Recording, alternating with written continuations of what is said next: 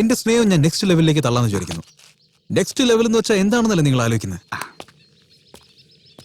ഇഷ്ടത്തിലായതിനു ശേഷം രണ്ടുപേരും തമ്മിൽ എത്ര നേരമാണ് നോക്കിക്കൊണ്ടിരിക്കുക? ഈ ഹഗ്ഗിങ്, ടച്ചിങ്, കിസ്സിങ് ഒക്കെ, പിന്നെ മറ്റേ കാര്യങ്ങളൊക്കെ. അയ്യോ, അങ്ങനെ ഒരുപാടുണ്ട്. Idea. Hey Mahi, good news! You know what is the good news, huh? It's a good news. What? It's really a good news. You know that? എന്ത് ഗുഡ് ന്യൂസ്? എന്നെ interview attend ചെയ്യാൻ പറഞ്ഞു. ഓ, ഭയങ്കര ഗുഡ് ന്യൂസ് അല്ലേ ഇത്? എന്തൊരു good news ആണ് ഇത്? നീ ഇങ്ങനെ കെട്ടിപ്പിടിച്ച് നിന്നോണ്ടിരുന്നാലേ ഗുഡ് ന്യൂസ് പിന്നെ ഞാൻ പറയേണ്ടി വരും.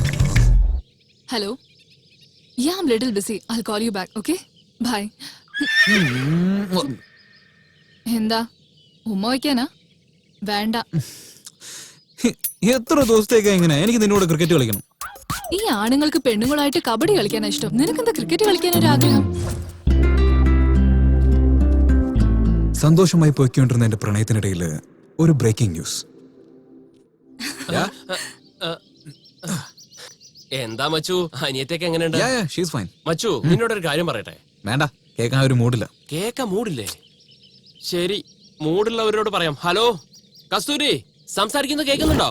ആ രവി, എനിക്ക് കേൾക്കുന്നുണ്ട്. ഇന്ന് നമ്മുടെ അബിയില്ലേ, അവന്റെ ലവർ മഹീനെ പെണ്ണ് കാണാൻ വരിക. ചെറുക്കന്റെ ഭാഗത്തുനിന്ന് എല്ലാ ആൾക്കാരും വന്നിട്ടുണ്ട്. അവിടെ സിഗ്നൽ എങ്ങനെയുണ്ട് കസ്തൂരി? ഇവിടെ സിഗ്നലിൽ ഡിസ്റ്റർബൻസ് ഉണ്ട്. എനിക്ക് ശരിക്കും കേൾക്കുന്നില്ല. അന്ന് എന്റെ മനസ്സ് ഭയങ്കര ഡിസ്റ്റർബ്ഡ് ആയിരുന്നു. എന്താ ചെയ്യേണ്ടെന്ന് ഒരു പിടിയുമില്ല. ആ ടെൻഷനിൽ ഞാൻ സിഗരറ്റ് വലിച്ചുമില്ല, വെള്ളം അടിച്ചുമില്ല. എനിക്ക് ഇഷ്ടപ്പെട്ടത് ഞാൻ ഉണ്ടാക്കി കഴിക്കുകയായിരുന്നു ചെയ്തത്. ആ സമയത്ത് ദോശക്കല്ലിൽ എണ്ണ ഒഴിച്ച ഒരു പുക വരില്ലേ, അതേപോലെ അവൾ അവിടെ വന്നു. ഫോൺ ചെയ്തിട്ട് എന്താ നീ എടുക്കാതിരുന്നേ? എടുക്കാനൊരു ബലമില്ലെന്നേ. അതൊക്കെ പോട്ടെ, ഞാൻ ഇവിടെയുള്ള നിന്നോട് ആരാ പറഞ്ഞ? കസ്തൂരി, എനിക്ക് നിന്നോട് സംസാരിക്കണം. നീ എന്താ വല്ലാതിരിക്കുന്നെ? വീട്ടില് ഗ്യാസ് തീർന്നുപോയി, അതുകൊണ്ടാ. അല്ല, നീ എന്താ നല്ലോണം ജോലിക്കുന്ന? എന്റെ വീട്ടിൽ എക്സ്ട്രാ സിലിണ്ടർ ഉണ്ട്, അതുകൊണ്ട്. ഓ, അങ്ങനെയാണെങ്കിൽ എക്സ്ട്രാ സിലിണ്ടർ ഉണ്ടെങ്കിൽ വീട്ടിൽ എന്തോ ഒരു ഫംഗ്ഷൻ ഉണ്ടാവാൻ പോകുന്ന. നീ എന്താ ഇങ്ങനെയൊക്കെ സംസാരിക്കുന്നത്? എത്ര എക്സ്പീരിയൻസ് ഉണ്ടായാലും ഫസ്റ്റ് നൈറ്റിൽ ആദ്യമായിട്ടെന്നേ പറയാൻ പാടുള്ളൂ. അപ്പൊ മാനം പോയാലും അറ്റ്ലീസ്റ്റ് മര്യാദയെങ്കിലും ഉണ്ടാവും.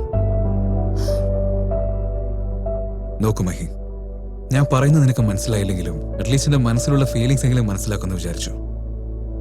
നീ എന്തോ ടെൻഷനിലാന്നറിയാം. ഞാൻ ഇറങ്ങാണ്. ഞാൻ ഇറങ്ങാന്ന്. എത്ര പ്രാവശ്യം പറയാ ഓട്ടോയ്ക്ക് കൊടുക്കാൻ കാശ് വേണം നിനക്ക്? കസ്തൂരി, നിനക്ക് ഒരു പണിയൊന്നുമില്ലേ? ഞാൻ എന്താ ചെയ്യുന്നത്, എവിടെയാണെന്ന് എല്ലാം അവളോട് പറഞ്ഞോണ്ടിരിക്കണോ? അവളുടെ വീട്ടില് ഇന്ന് അവളെ പെണ്ണ് കാണാൻ വരുന്നുണ്ടെന്നാ പറഞ്ഞ്. അതുകൊണ്ടാ നിന്നോട് സംസാരിക്കണമെന്ന് വളരെ ടെൻഷനായി ചോദിച്ചത്. അതുകൊണ്ടാ പറഞ്ഞേ. നാക്കിൽ മുറിവേറ്റാൽ നല്ല വേദനയായിരിക്കും. അതേ നാക്കുകൊണ്ട് രണ്ട് ഹൃദയത്തെ വേദനിപ്പിച്ചാൽ അവർക്കത് ഒരുപാട് സങ്കടമായി മാറും. മഹിയോട് എത്രയും പെട്ടെന്ന് സോറി പറയണം. അന്ന് ഹോളി ആയിരുന്നു. മഹിയോട് സോറിയും പറഞ്ഞ് അവളോടൊപ്പം ഹോളി ആഘോഷിക്കാൻ ആഗ്രഹിച്ചു. Mahi, I am sorry. എന്താ നല്ല കൂളാണല്ലോ. ഗ്യാസ് സിലിണ്ടർ വന്നു അല്ലേ? ഫ്രീ ഡെലിവറിയാ. വല്ലപ്പോഴെങ്കിലും നീ എന്റെ ഫീലിങ്സ് മനസ്സിലാക്കുന്നുണ്ടല്ലോ. ചില കാര്യങ്ങൾ അടുത്തുള്ളതിനേക്കാളും ദൂരെ ഉള്ളപ്പോഴാ വാല്യൂ മനസ്സിലാവുക.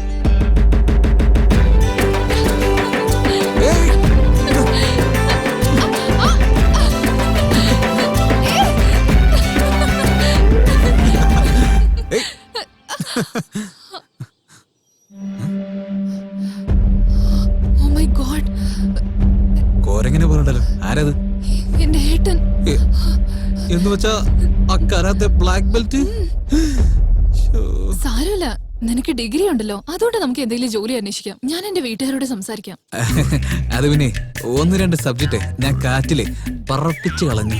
ഇനി ഒന്നും ചെയ്യാൻ പറ്റില്ല, എല്ലാം പോയി. വീട്ടിൽ കാര്യം പറഞ്ഞാ വേണ്ടെന്ന് പറയാൻ ഈ ഒരൊറ്റ കാരണം മതി. ഇതിനോ? എന്റെ ഫ്രണ്ട് ഒരു പുതിയ കമ്പനി ഓപ്പൺ ചെയ്യാണ്. അതിലെനിക്ക് മാനേജർ പോസ്റ്റിംഗ് തരാന്ന് പറഞ്ഞിരിക്കുന്നത്. വിഷമേണ്ട കാര്യമില്ല. നീ ഹലോ, ജോലി വേഗം തീർക്കാനുള്ള തിരക്കില് എല്ലാവരും പരസ്പരം സഹായിക്കാനാ നോക്കുക. ആ ജോലി അങ്ങ് കഴിഞ്ഞാലേ എല്ലാവരും അവരുടെ പണി നോക്കി പോകും. പിന്നെ നമ്മൾ വേണം എല്ലാം ഒറ്റയ്ക്ക് ചെയ്യാൻ. ഹലോ, ഞങ്ങളുടെ ലൈഫ് ഞങ്ങൾക്ക് നോക്കാറിയാം. നിങ്ങൾ പറഞ്ഞേണ്ട കാര്യമൊന്നുമില്ല.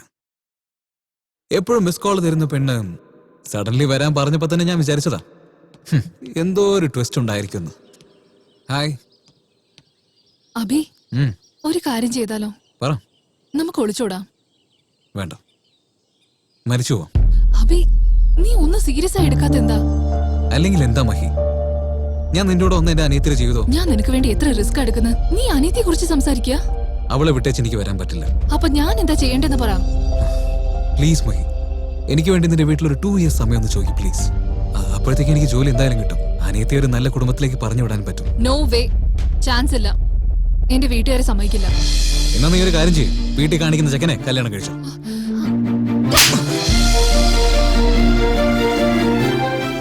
അല്പം പോലും സീരിയസ്നെസ് ഇല്ലാത്ത നിന്റെ കൂടെ ജീവിക്കാതിരിക്കുന്നതാ നല്ലത്. അനിയത്തെ വിട്ടേച്ച് വരുന്നതാണോ നിന്റെ സീരിയസ്നെസ്? പ്ലീസ് മഹി, എനിക്ക് കുറച്ച് സമയം വേണം.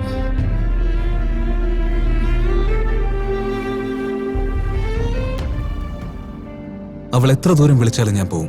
അങ്ങനെയുള്ളപ്പോ അവളോടൊപ്പം ജീവിക്കാൻ വിളിക്കുമ്പോ ഞാൻ പോവാതിരിക്കോ? എന്റെ സാഹചര്യം അവൾക്കൊന്ന് ആലോചിക്കായിരുന്നു.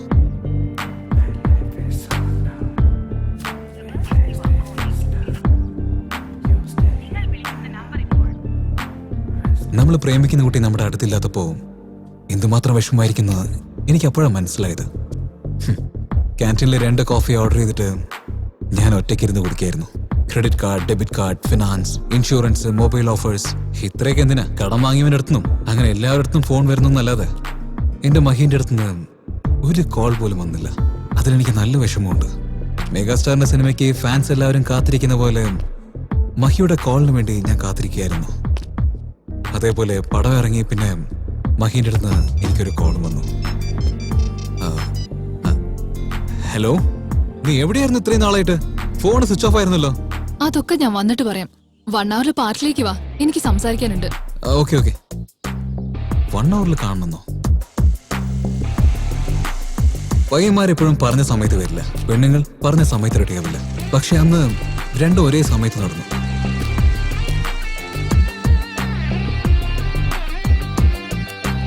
സിഗരറ്റ്, മദ്യം, പാൻ, കുട്ക, ഗഞ്ച, ഡ്രഗ്സ്, ഇതിനേക്കാൾ ഉപരി പയ്യന്മാർക്ക് അവരുടെ പ്രണയിനെയും സാരിയിൽ കാണുമ്പോൾ ഉണ്ടാവുന്ന ഒരു കിക്കുണ്ടാവില്ല. നീ എന്തായിരുന്നു ഭയങ്കര സന്തോഷത്തിലാണല്ലോ? അബിയുടെ കൂടെയല്ലേ, അതാ ഹാപ്പി ആയിരിക്കുന്നത്. ഓ, അതാണോ അതോ നിന്റെ വീട്ടിൽ വീണ്ടും എന്തെങ്കിലും? അബി, ആദ്യം എന്നെ കാണാൻ എങ്ങനെയുണ്ടെന്ന് പറ. പറയണോ പറയണ്ടോന്ന് എനിക്കറിയില്ല. നിന്നെ കാണാൻ ശരിക്കും സെക്സി ആയിട്ടുണ്ട്. ആ? നീ ചോദിച്ചോണ്ടല്ലോ പറഞ്ഞ. ശരി, നീ വണ്ടി കയറ്. അല്ല, എവിടെയെങ്കിലും പോകുമ്പോ എവിടേക്കാ പോകുന്നെന്ന് ചോദിക്കാൻ പാടില്ലല്ലേ? അതെ, ചോദിക്കാൻ പാടില്ല. ഓ, ബോർഡ് നോക്കാതെ ബസ്സിൽ കയറിയാതെ എവിടേക്കാ പോകുന്നതെന്ന് നമുക്കറിയില്ല. ഇപ്പൊ അതുപോലെയാണ് എന്റെ സിറ്റുവേഷനും. അവളോട് പേരുന്ന ആ നിമിഷം സ്വർഗം പോലെയായിരുന്നു. എനിക്ക് ഇഷ്ടമുള്ള ബിരിയാണി ചെയ്തു കൊണ്ടു തന്നു. ഒരുപാട് സംസാരിച്ചു, ഒരുപാട് തമാശകൾ പറഞ്ഞു ചിരിച്ചു. എന്റെ കൂടെ ബുക്ക് ക്രിക്കറ്റും കളിച്ചായിരുന്നു. മാത്രമല്ല എനിക്ക് ഇഷ്ടമുള്ള സ്ഥലത്തേക്കും കൊണ്ടുപോയി. പക്ഷെ എനിക്ക് സ്വർഗത്തിന്റെ അപ്പുറത്തെ സ്റ്റോപ്പ് നരകമായിരിക്കും എന്നൊരു തോന്നൽ. അബി, ഇതാ നിനക്കൊരു കോസ്റ്റ്ലി ഗിഫ്റ്റ്. ഏയ്, നീ എനിക്ക് കോസ്റ്റ്ലി ഗിഫ്റ്റ് തരുന്നോ? Oh my god, are you okay? എനിക്ക് കുഴപ്പമൊന്നുമില്ല.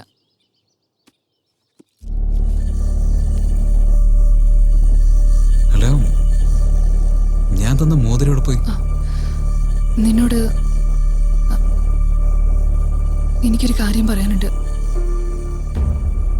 രാവിലെ തൊട്ട് വായടയ്ക്കാതെ സംസാരിച്ചിരുന്ന പെണ്ണ് വൈകുന്നേരം സൈലന്റ് ആയെങ്കിൽ എന്തോ ഒരു പ്രളയം സംഭവിക്കാൻ പോകുന്നതെന്നർത്ഥം.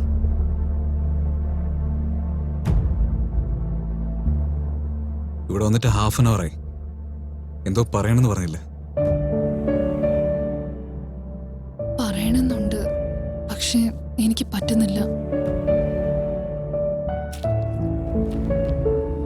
അന്ന് മഴയുണ്ടാവാനുള്ള യാതൊരു സാധ്യതയുണ്ടായിരുന്നില്ല. പക്ഷേ എന്റെ ഹൃദയത്തിൽ ഇടിയും അവളുടെ കണ്ണുകളിൽ ഭയവും ഉണ്ടായിരുന്നു.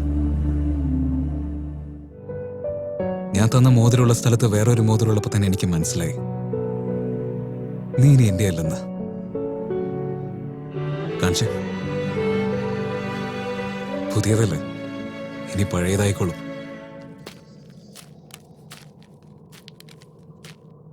ദേ, സിം ദൂരെ കളഞ്ഞു. ഇനി വിളിക്കാൻ പറ്റില്ല, കോൾസ് വരില്ല. ഫേസ്ബുക്കിൽ അക്കൗണ്ട് ഡിലീറ്റ് ചെയ്തോളെ. ഇനി എന്റെ പ്രേം ഒരിക്കലും നിന്നെ ഡിസ്റ്റർബ് ചെയ്യില്ല. യുനോ, ഇൻ ഫ്യൂച്ചർ സിനിമ തിയേറ്ററിലോ ഷോപ്പിംഗ് മോളിലോ നിന്റെ ഹസ്ബൻഡ് കൂടെ എന്റെ മുന്നിൽ വന്ന എനിക്കറിയാത്ത പോലെ ഞാൻ പൊയ്ക്കോളാം. I swear, I promise. But നിനക്ക് എപ്പോഴെങ്കിലും എന്തെങ്കിലും പ്രശ്നം ഉണ്ടായാൽ ഞാൻ ഒരുത്തനുള്ളത് നീ മറക്കരുത്. ബൈ ചാൻസ് എനിക്ക് കല്യാണമായാൽ മാത്രം പഴയ ഫോട്ടോയിൽ പോലെ നീ എന്നെ തരരുത്. ഓക്കെ? കാരണം നീ എനിക്ക് ചെയ്ത പോലെ എനിക്ക് എന്റെ വൈഫിനെ ചീറ്റ് ചെയ്യാൻ പറ്റില്ല. എന്നാ നീ തന്ന കോസ്റ്റ്ലി ഗിഫ്റ്റ്, എക്സ്പയറി ആയ മെഡിസിൻ ജീവനെ തന്നെ അപകടമാണ്. ബട്ട് നിനക്ക് എന്റെ കയ്യിൽ നിന്ന് ഗിഫ്റ്റ് കിട്ടണമെന്ന് ഒരുപാട് ആഗ്രഹിച്ചതല്ലേ? ഹലോ, ഞാൻ മരിക്കാനൊന്നും പോകുന്നില്ല എന്റെ അവസാനത്തെ ആഗ്രഹം നിറവേറ്റാൻ. പക്ഷേ ഇതുപോലത്തെ ചെറിയ ആഗ്രഹങ്ങളൊക്കെ നിറവേറ്റി എന്റെ ജീവിതത്തിൽ വെളിച്ചം കാണിച്ച പോലെ നീ ഫീൽ ചെയ്ത്. എനിക്കൊരൊറ്റ ആഗ്രഹമുള്ളൂ. I just want to spend the rest of my life with you. നിന്നോടൊരു കാര്യം പറയട്ടെ, പയ്യന്മാരെ പുറത്ത് കാണുമ്പോൾ കളിപ്പിള്ളേരെ പോലെ തോന്നിയാലോ മനസ്സിനകത്ത് സീരിയസ് ആയിട്ട് പ്രേമിക്കും. പക്ഷെ പെണ്ണുങ്ങളോ സീരിയസ് ആയിട്ട് പ്രേമിക്കുന്ന പോലെ കാണിച്ചാലും അവരുടെ മനസ്സിന് എളുപ്പത്തിൽ വലിച്ചെറിഞ്ഞാളെ. എനിവേസ്, എന്നെ പോലുള്ള കാമുകന്മാരെ പ്രേമത്തിൽ തോറ്റുപോയി കഴിഞ്ഞാൽ പറയുന്ന ഡയലോഗ്, നീ എവിടെയാണെങ്കിലും ആരോടൊപ്പം ആണെങ്കിലും സന്തോഷമായിട്ട് ജീവിക്കേ. Just be happy. നീ നടന്നാണ് പോകുന്നേ? ഞാൻ വേണമെങ്കിൽ ഡ്രോപ്പ് ചെയ്യാം. നീ എപ്പോഴും എന്നെ ഡ്രോപ്പ് ചെയ്തു എന്റെ ലൈഫിൽ നിന്ന്. ഇനി ഞാൻ എങ്ങനെ പോലെ നിനക്കെന്താ? നീ എന്നെ ഓർത്തോണ്ട് ലൈഫ് വേസ്റ്റ് ചെയ്യരുത്. നീ ആരെങ്കിലും കല്യാണം കഴിക്കണം. കറണ്ട് പോയി കഴിഞ്ഞാൽ ഇരുട്ട് തന്നെ ഇരിക്കണമെന്നുണ്ടോ? ഒരു മെഴുകുതിരി കത്തിച്ചു കളയും. പെണ്ണുങ്ങളുടെ പ്രശ്നം ചെറുതാണെങ്കിലും അവരത് കണ്ണീരിലൂടെ കരഞ്ഞു ഒഴിവാക്കും. പക്ഷെ ആണുങ്ങളോ എത്രയാണെങ്കിലും അത് മനസ്സിന്റെ ഉള്ളിൽ തന്നെ വെച്ച് വിഷമിച്ചുകൊണ്ടേയിരിക്കും.